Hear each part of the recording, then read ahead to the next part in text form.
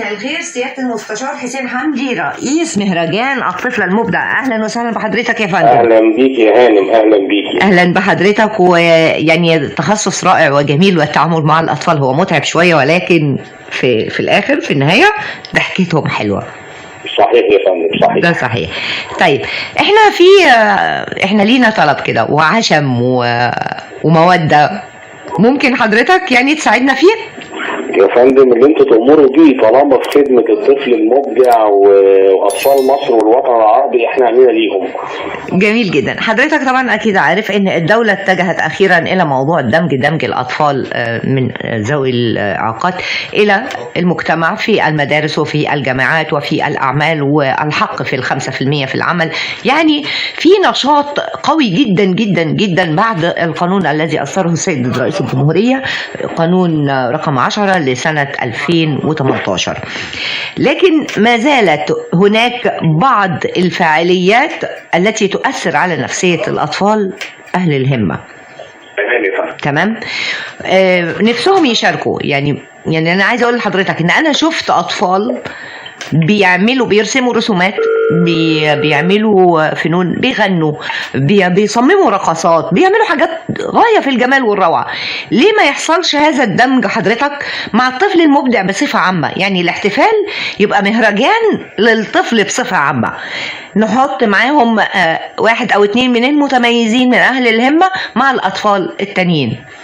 فهل هذا يعني من الممكن؟ هو بالفعل ده يا فندم قائم بمهرجان الطفل المبدع. احنا عندنا من ذوي الهم، بس احنا عايزين اللي ما بيعرفوش يشتغلوا بالسوشيال ميديا، احنا عايزين اللي احنا بنجيبه زي ما قال السيد الرئيس عبد الفتاح السيسي ومبادرته بالاهتمام بذوي الهمم. وطبعا احنا بالتعاون مع وزارة التربية والتعليم بترشح اطفال كتير جدا من ذوي الهمم، وليهم لجان خاصة على قد قدراتهم العقلية وفي نفس الوقت جميع المواد كل حسب الحالة بتاعته يعني.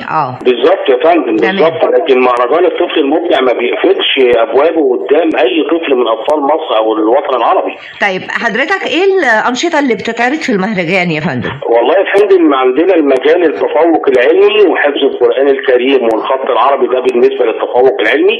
في عندنا المجال الفني اللي بيشتمل على موهبة الغناء والرسم والقاء الشعر والركوت والباليه والتمثيل والأعمال المسرحية والأعمال اليدوية، كل ما يخص يعني شامل تعليمي وأيضا فني.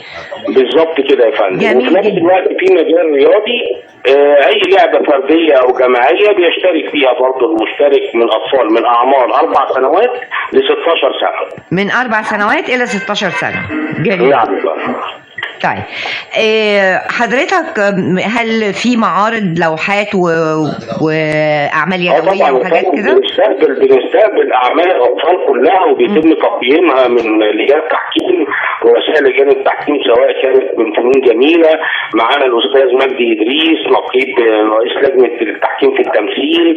معانا الموسيقار الدكتور احمد حجازي في العزف والالات الموسيقيه.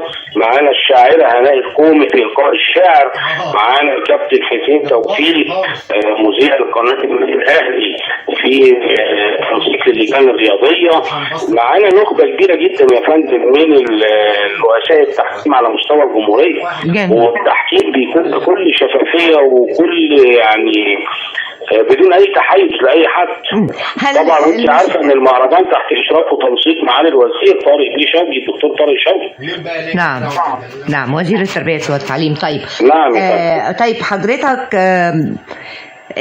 يعني هل في عدد محدد للاطفال المشاركين في المهرجان ولا الاعداد مفتوحه؟ لا الاعداد مفتوحه يا فندم، بنستقبل اطفال مصر كلهم، حتى في مشتركين من الوطن العربي كمان يعني. جميل جميل جدا. عفوا، بيكون تقريبا بنسبه قد ايه الموجودين من اهل الهمه بينهم؟ لا احنا واخدين نسبه كبيره جدا لان مفتوحه ليهم بالاخص.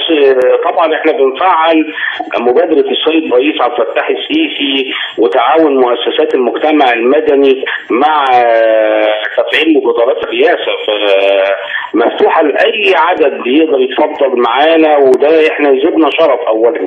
طيب لو حد مثلا بصفه شخصيه حب يتواصل معاك، مش عارف يوصل مثلا لوزاره الشباب والرياضه او يتواصل مع اي حد، هل من الممكن يكون عن طريق الاذاعه ولا عن طريق سيادتهم او صفحه المهرجان اسمها صفحه مهرجان الطفل المبدع الرابع على الفيسبوك، او بالاتصال هاتفيا يعني.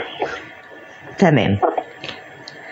يعني كده في اتفاقيه، في بروتوكول بيننا وبين حضرتك دلوقتي يا فندم. ده يسعدنا ويشرفنا يعني.